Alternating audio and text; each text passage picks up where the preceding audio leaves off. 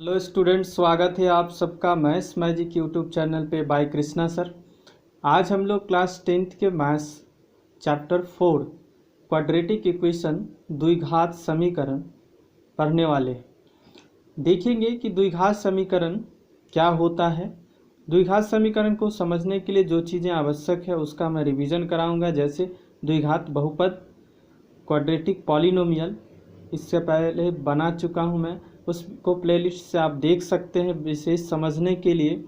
उसके बाद हम लोग देखेंगे कि क्वाड्रेटिक इक्वेशन का आइडेंटिफिकेशन क्या है, पहचान। इससे एक प्रश्न आपके आएंगे किसी भी बोर्ड में।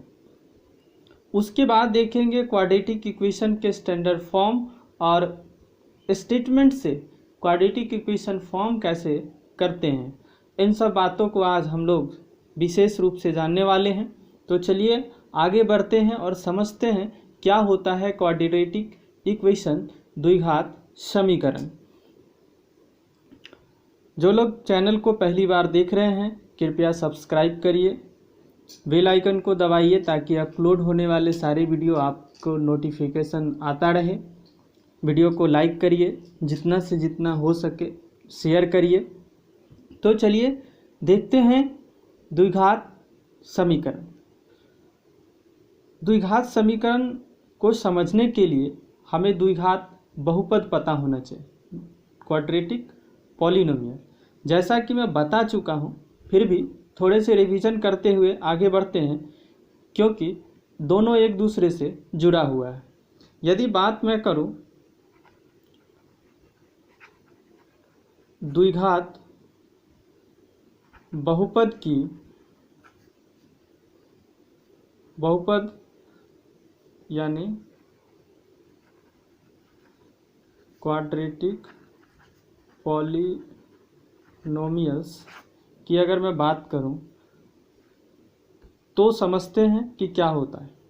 पॉलिनोमियल के सारे टाइप्स, डिग्रीज क्या क्या होते हैं, सारा कुछ मैं बता दिया। जैसे ax square plus bx plus c, यदि a पॉलिनोमियल है, मैं पूछूं कि इसका डिग्री कितना होगा, डिग्री कितना होगा यानी घात कितना होगा, तो मैं बता रखा हूँ कि किसी भी वेरिएबल चर पे जो हाईएस्ट पावर होता है वही हमारा क्या होता है, घात। तो घात कितने हो जाएंगे इसके, 2। तो वैसा पॉलिनोमियल, अब पॉलिनोमियल क्या होता है इसके पूरी कहानी पॉलिनोमियल चैप्टर में हो चुकी है, इसलिए मैं यहाँ ज़्यादा समय ना देते हुए आगे बढ़ता हूँ। पॉलिनोमियल वैसा पॉलिनोमियल जो क्वाड्रेटिक हो, जिसके पावर हाईएस्ट 2 हो वेरिएबल के, उसको हम क्वाड्रेटिक पॉलिनोमियल कहते हैं। अब समझिए, क्वाड्रेटिक पॉलिनोमियल का general form ax square plus bx plus c होता था। यहाँ पर a b c क्या होते थे, रियल नंबर होते थे, वास्तविक संख्या, और जिसे हम लोग क्या कहते थे, कोफिशिएंट यानी गुणांक।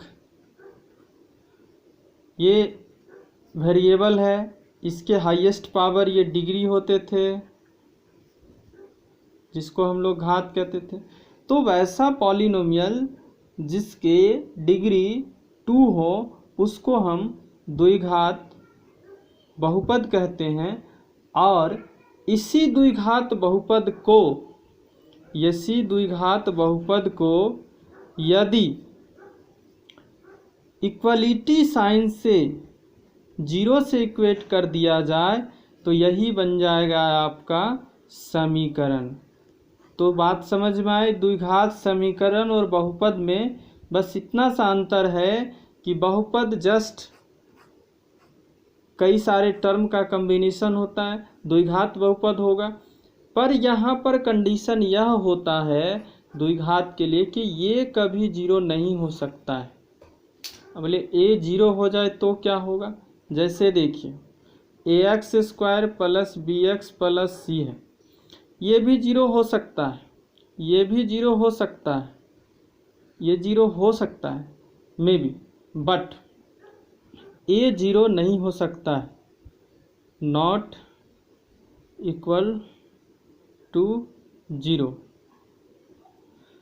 ये 0 नहीं हो सकता है, यानी ए कभी भी 0 नहीं होगा। ये 0 होने से क्या फ़र्क पड़ेगा, यदि देखिए कि ये 0 हो जाता है तो ये टर्म 0, तो मेरे पास बच क्या गया bx plus C equal to 0। अब यहाँ पर पावर हाईएस्ट कितने हैं, 1 है, तो हाईएस्ट पावर यदि 1 है तो ये क्या हो जाएगा, लीनियर इक्वेशन। लीनियर इक्वेशन यानी रैखिक, ये आपके हो जाएंगे रैखिक समीकरण। तो शर्त यह है कि ये 0 नहीं होनी चाहिए।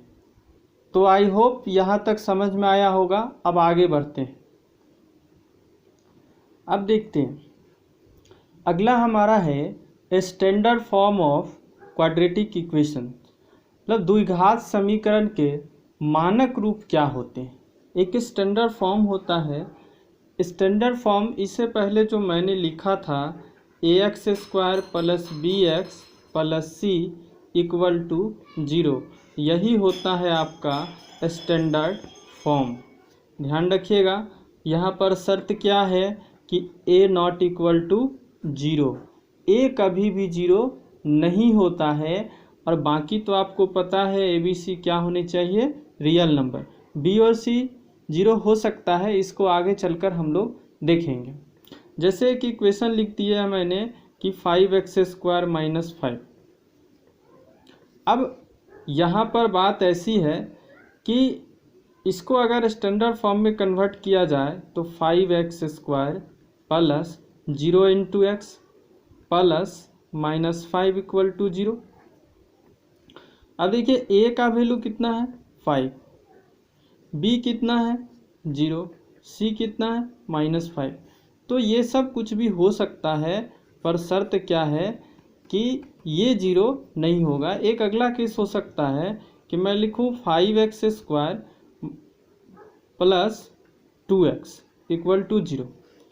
ये भी क्वाड्रेटिक इक्वेशन है। क्यों, मुझे बस ये चाहिए, हाईएस्ट पावर 2 चाहिए, हाईएस्ट पावर 2 चाहिए। यदि ये मिल जाता है, चाहे टर्म 1 हो 2 हो, उससे फर्क नहीं पड़ता है। तो मुझे हाईएस्ट पावर यदि 2 मिल जाता है तो ये क्वाड्रेटिक इक्वेशन द्विघात समीकरण हो जाएगा। इसी को यदि हम यहाँ से ए बी सी का वैल्यू निकालना चाहे, क्योंकि आगे चलकर ए बी सी की वैल्यू मुझे पता करना होगा, तो इसे यदि लिखा जाए स्टैंडर्ड फॉर्म में तो इस तरह से लिखा जा सकता है, इस तरह से लिखा जा सकता है। अब देखिए ये ए हो गया, ये बी हो गया और ये सी हो गया। तो ये है आपके स्टैंडर्ड फॉर्म जो लिखा हुआ है। शर्त क्या है कि a not equal to 0, a कभी भी 0 नहीं होगा। आई होप कि यहाँ तक समझ में आया होगा। तो अब हम लोग देखेंगे कि द्विघात समीकरण की जांच कैसे की जाए। जैसे हिडन क्वाड्रेटिक इक्वेशन होगा, हिडन क्वाड्रेटिक इक्वेशन इस तरह से होगा कि x plus 2 into 3 plus x. अब पूछा जाएगा कि क्या ये क्वाड्रेटिक इक्वेशन है, क्या ये क्वाड्रेटिक इक्वेशन है। तो इसे जांच करने के लिए हम लोग क्या करेंगे, वो चीज़ें देखते हैं किस प्रकार से काम करेंगे। यदि इसी क्वेश्चन को देखते हैं, जब लिख दिए हैं तो कि क्या ये क्वाड्रेटिक इक्वेशन है, इसकी जांच करना है, तो सबसे पहले इसे फैक्टराइज को तोड़ेंगे। स्टेप बाय स्टेप कंसेप्ट समझिए। ये इनटू में है तो इसके इनटू को ब्रेक करेंगे। उसके बाद इसे देखेंगे ax square plus bx plus C के फॉर्म में लिखने का। हाईएस्ट पावर से लोएस्ट पावर की ओर चलेंगे। जैसे यहाँ पर पावर 2 है, यहाँ 1 है और यहाँ पर x है ही नहीं, दैट इज 0 है, छुपा रहता है। तो इसको इस फॉर्म में लिखने की कोशिश करेंगे। उसके बाद हम लोग पता करेंगे कि ये है या नहीं। इसी एग्जाम्पल को देखते हैं, उसके बाद कुछ स्पेशल एग्जाम्पल देखेंगे, एनसीईआरटी के क्वेश्चन देखेंगे कि किस प्रकार से सॉल्व करते हैं। और ये क्वेश्चन बहुत ही इम्पोर्टेंट है, 1 मार्क्स का क्वेश्चन आपका किसी भी बोर्ड में आता ही आता है, चाहे किसी रूप में पूछे। तो आइए देखते हैं कि किस प्रकार से इसे सॉल्व करते हैं। अब देखना है कि देखिए x इंटू 3 प्लस एक्स लिख सकते हैं, प्लस 2 इंटू 3 प्लस एक्स लिख सकते हैं, इसे इक्वल टू 0। अब देखिए ये 3x प्लस ये एक्स स्क्वायर प्लस ये इसका इंटू तो 6 और इसका इंटू तो ये 2x इक्वल टू 0। अब देखिए एक्स स्क्वायर ये 2x और 3x plus 5x plus 6 equal to 0। इसको इस तरीके से जब लिख लेते हैं तब हम लोग देखते हैं हमारा जो स्टैंडर्ड फॉर्म है, स्टैंडर्ड फॉर्म क्या है, ax square plus bx plus c equal to 0।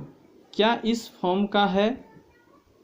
तो इस फॉर्म का है, तो ये होगा आंसर यस, क्वाड्रेटिक इक्वेशन है। बस ये छोटा सा प्रश्न आता है, 1 मार्क्स का आता है। तो आगे देखते हैं कुछ आए हुए क्वेश्चन, एनसीईआरटी के क्वेश्चन, फिर आगे बढ़ेंगे।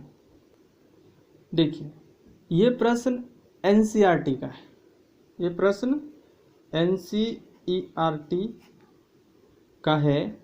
अब ये कह रहा है कि जांच कर बताइए कि ये क्वाड्रेटिक इक्वेशन है या नहीं है।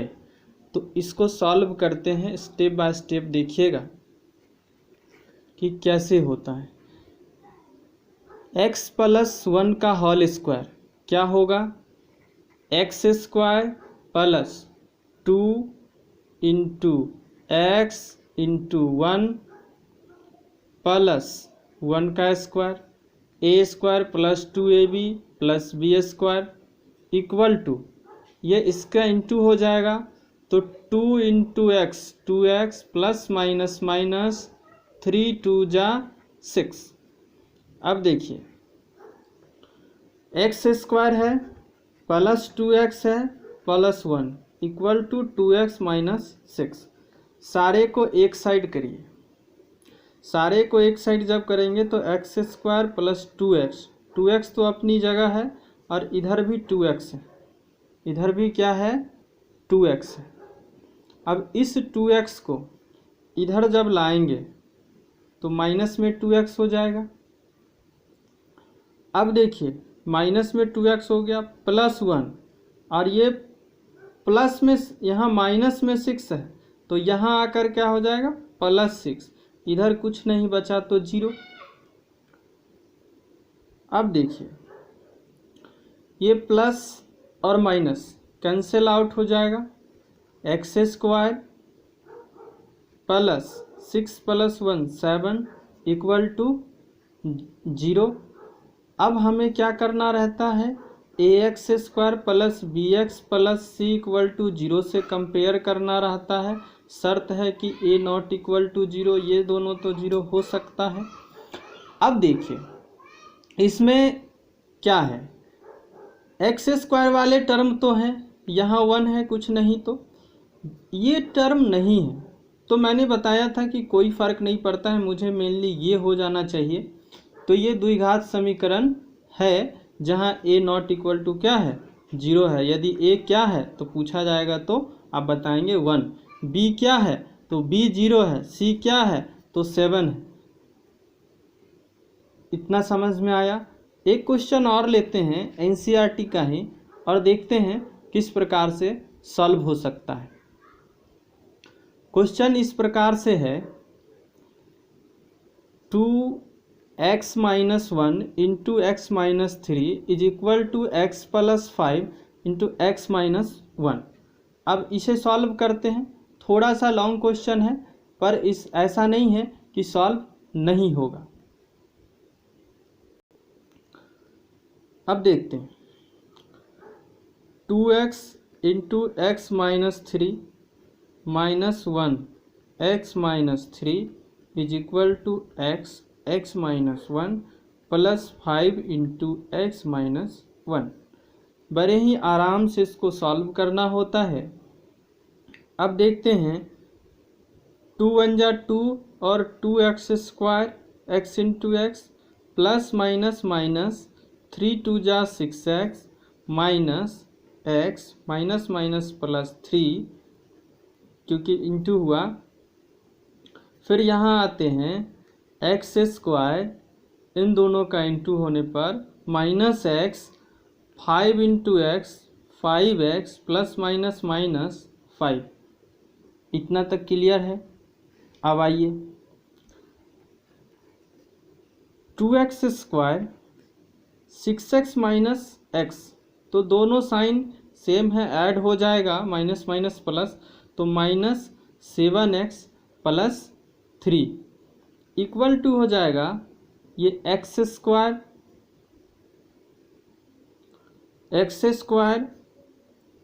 ये plus 5x minus x minus 4x plus 4x minus 5।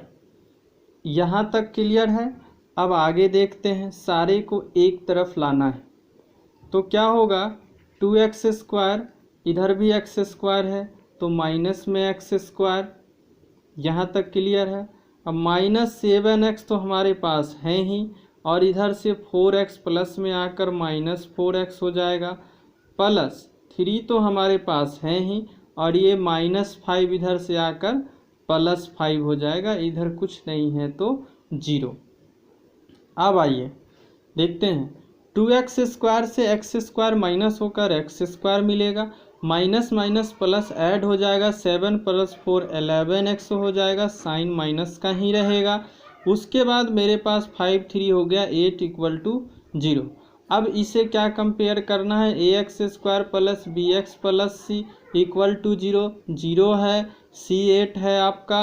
यहाँ पर ये इसको अगर इस तरह से लिखना चाहे तो ये माइनस इसके साथ आ जाएगा, तो b आपका कितना है -11 है, और a कितना है 1 है। a नॉट इक्वल टू 0 होना चाहिए, है पावर 2 है, उसके बाद 1 भी है, ये भी है।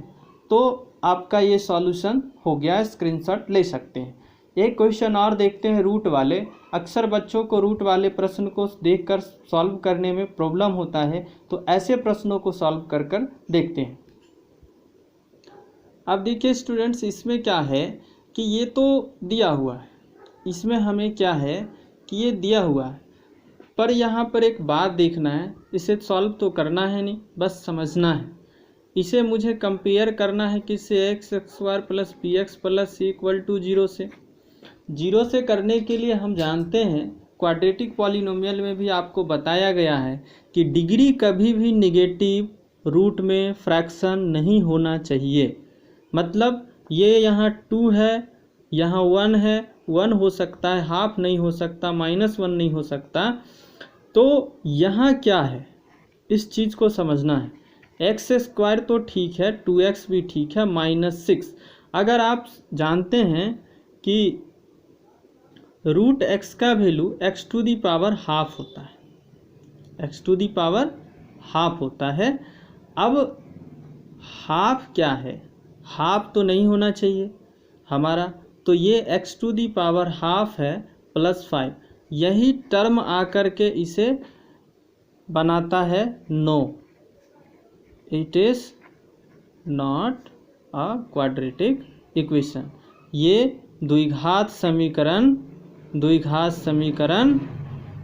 नहीं है। तो ऐसे प्रश्न भी देंगे जिसे सॉल्व नहीं करना है, सिर्फ कंसेप्ट डेफिनेशन याद रखकर आप सॉल्व कर सकते हैं। एक और प्रश्न देखते हैं, उसको किस प्रकार से सॉल्व करेंगे। जैसे क्वेश्चन है x² plus 1/x equal to 1, x not equal to 0। ये बात अच्छी बात है कि x नॉट इक्वल टू 0 नहीं भी दिया रहे तो आपको मानना ही पड़ेगा, नहीं तो अगर आप x 0 ले लेंगे तो ये यहाँ से ये टर्म ख़त्म हो जाएगा, तो आपको सिर्फ ये बच जाएगा। तो यहाँ पर शर्त क्या है कि x नॉट इक्वल टू 0, आपको 0 देकर यहाँ बॉन्डिंग कर दिया है, तब आपको सॉल्व करना है। तो ठीक है, इसको सॉल्व करने के लिए हम लोग क्या करें, इसको सॉल्व करने के लिए हम लोग क्या करें, तो देखिए X square plus 1/x equal to 1, यही हमारा है। यहाँ 1 लेकर एलसीएम ले लिया जाए तो x हो जाएगा। अब ये x बन जाए x, तो इससे इंटू होकर ये x³ हो जाएगा। प्लस 1 इक्वल टू कितना 0। अब हुआ x³ प्लस 1 और ये इधर जाकर क्या हो जाए, यहाँ 1 है ना, और 1 से इंटू होकर ये क्या हो जाएगा x, और x³ plus 1 minus X equal to 0, x³ minus X plus 1 equal to 0। मुझे कंपेयर किससे करना है, ax² plus bx plus c equal to 0। अब देखिए मुझे हाईएस्ट क्या चाहिए था 2, यहाँ हाईएस्ट क्या है 3, तो ये भी हमारा क्वाड्रेटिक इक्वेशन नहीं होगा। तो आई होप कि यहाँ तक आप समझ गए होंगे।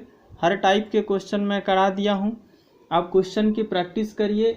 1 मार्क्स की गारंटी है आपका, और 1 मार्क्स का यदि ये नहीं पूछा गया, पेपर यदि थोड़ा आगे बढ़ा तो क्या पूछा जाएगा मैं वो बताता हूँ।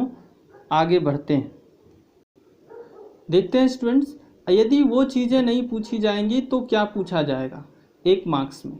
1 मार्क्स में पूछा जाएगा, जैसा कि आप क्वेश्चन देख रहे हैं, एक स्टेटमेंट गिवन होगा, उससे आपको क्वाड्रेटिक इक्वेशन फॉर्म कर देना है बस।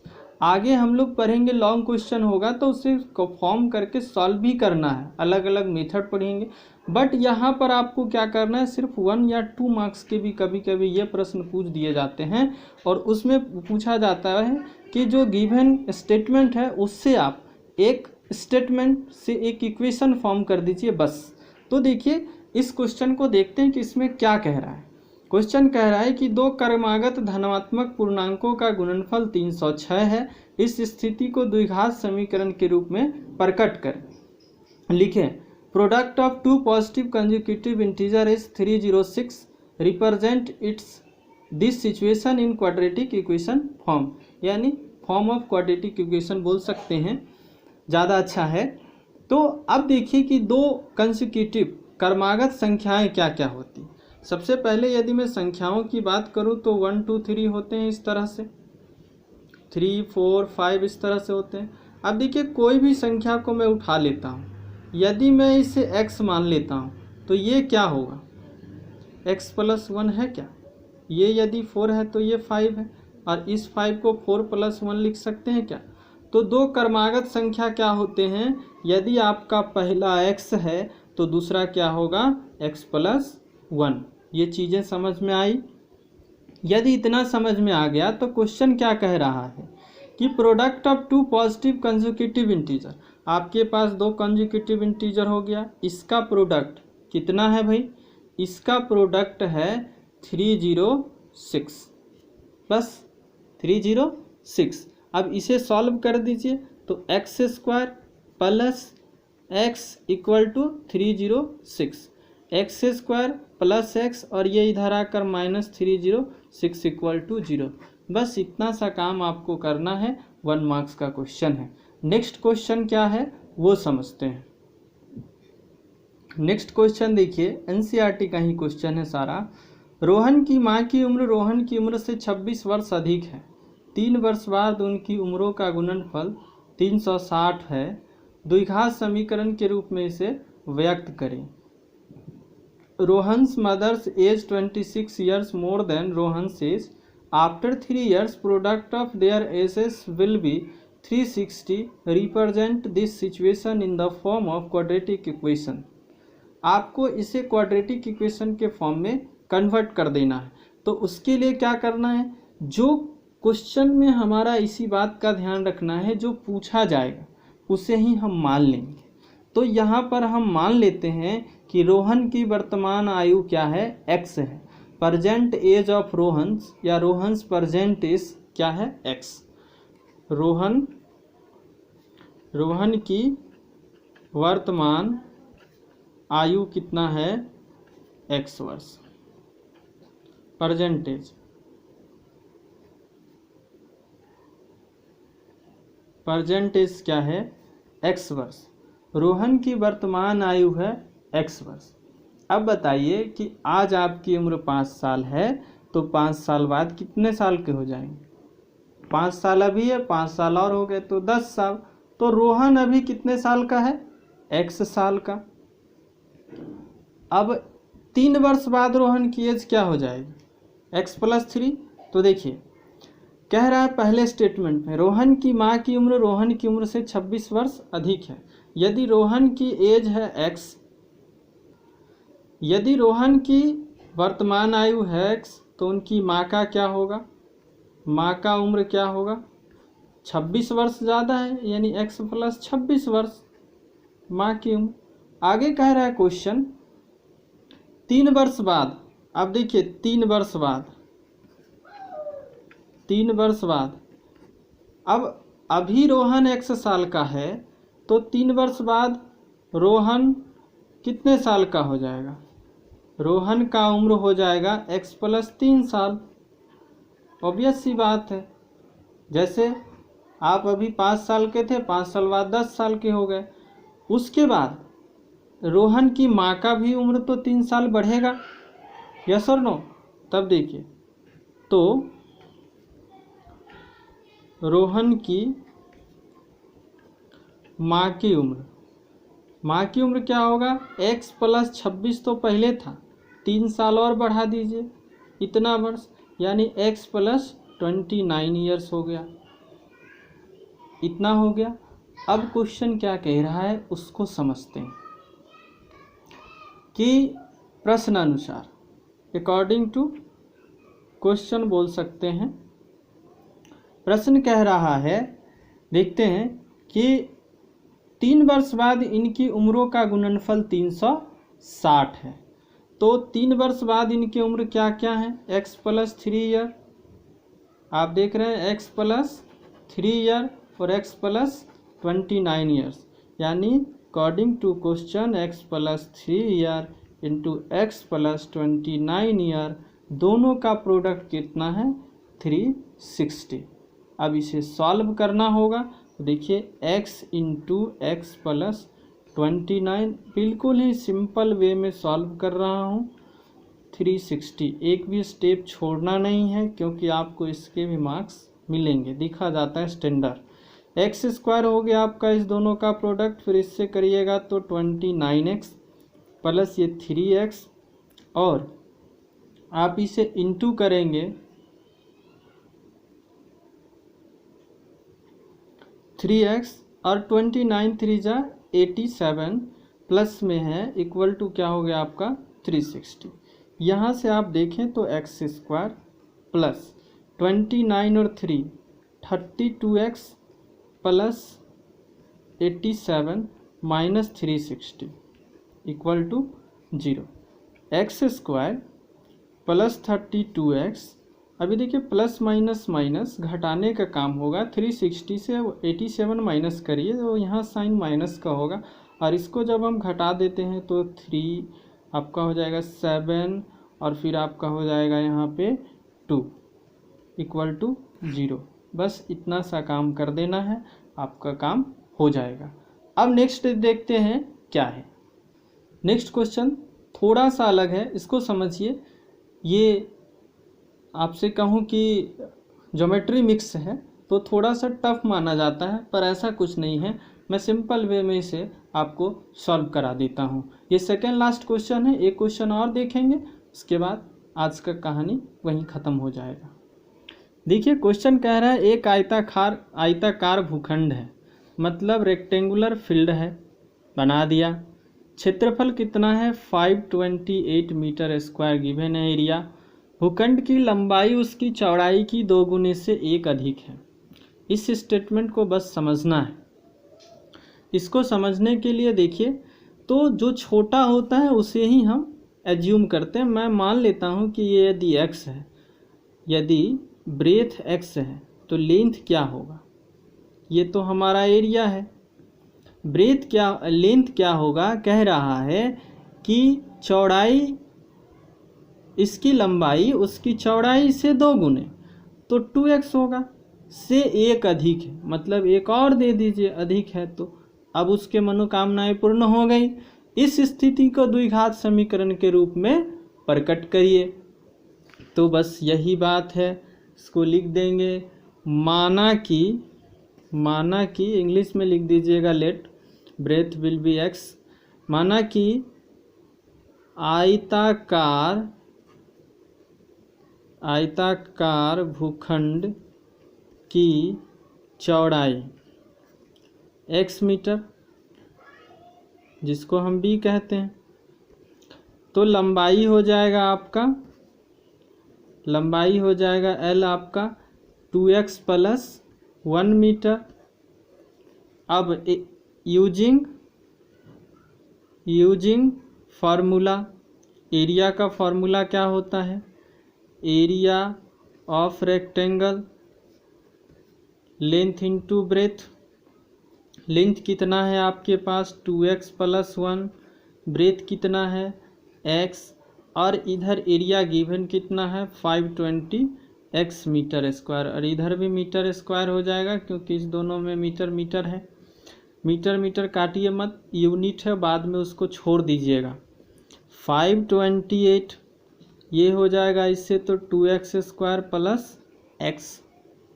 यहाँ तक क्लियर है?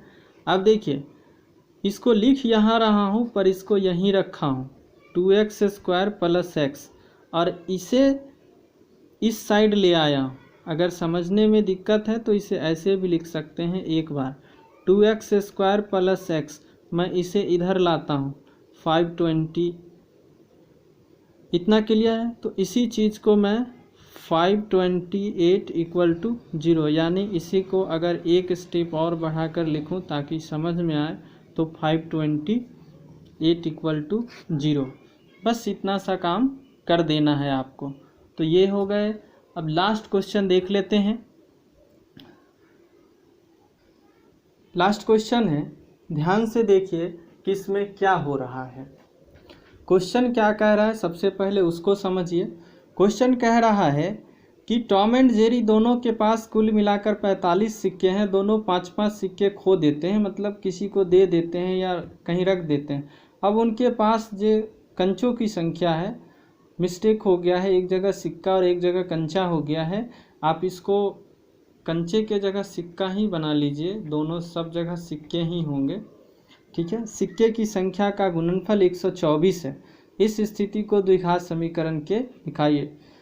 लिखा हुआ है, sum of total coins having Tom and Jerry is 45 if each of them loss 5 coins.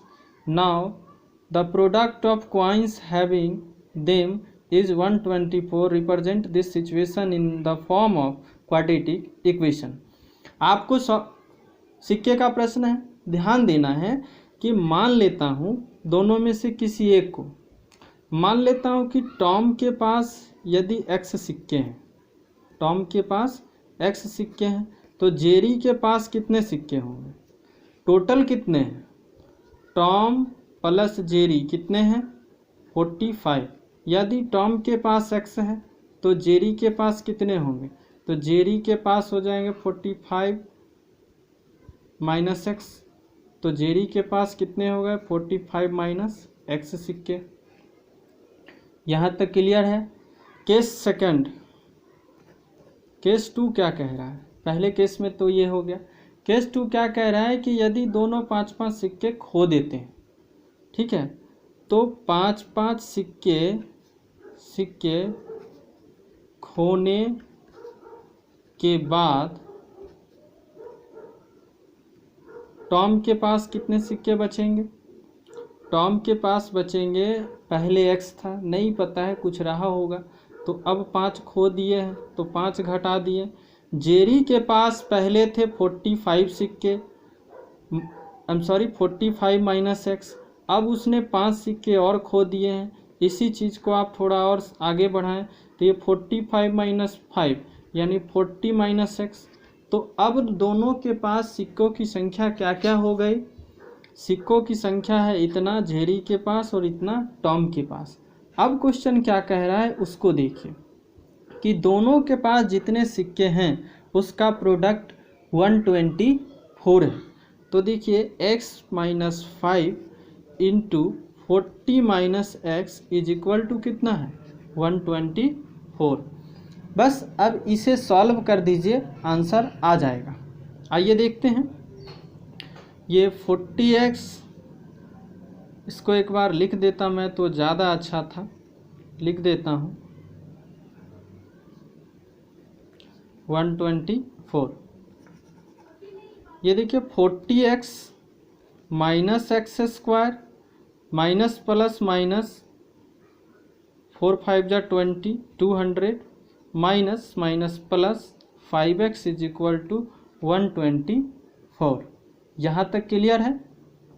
अब देखिए 40x और 5x, 40x और 5x दोनों प्लस में है तो 45x, पहले हाईएस्ट पावर को लिखते हैं minus x square plus 45x minus 200 और इधर से इसको भी ले आते हैं 124 इक्वल टू 0। इतना तक ठीक है। अब देखिए minus x square plus 45x और ये minus minus plus sign minus का ही रहेगा, ये 324 हो गया इक्वल टू 0। अब देखिए यहाँ पर माइनस तो हमारा फॉर्म में है नहीं, ठीक है, तो हम इसको थोड़ी सी सजा लेते। यदि माइनस से दोनों साइड हम इंटू कर दें तो इधर तो कुछ फर्क पड़ेगा नहीं, 0 ही रहेगा। इधर सबका साइन चेंज हो जाएगा क्योंकि minus minus plus x square minus plus minus 45x minus minus plus 324, ये आपका निकल कर आया फाइनल आंसर। तो बस इतना सा काम करना रहता है। यदि इतने बड़े प्रश्न दिए जाएंगे तो आपको 2 मार्क्स के क्वेश्चन दिए जाएंगे। CBSE में अक्सर पूछे जाते हैं और सिंपल जो पहले टाइप 1 2 में आप देख रहे थे वो 1 मार्क्स के क्वेश्चन रहेंगे। तो आई होप कि क्लियर हुआ होगा।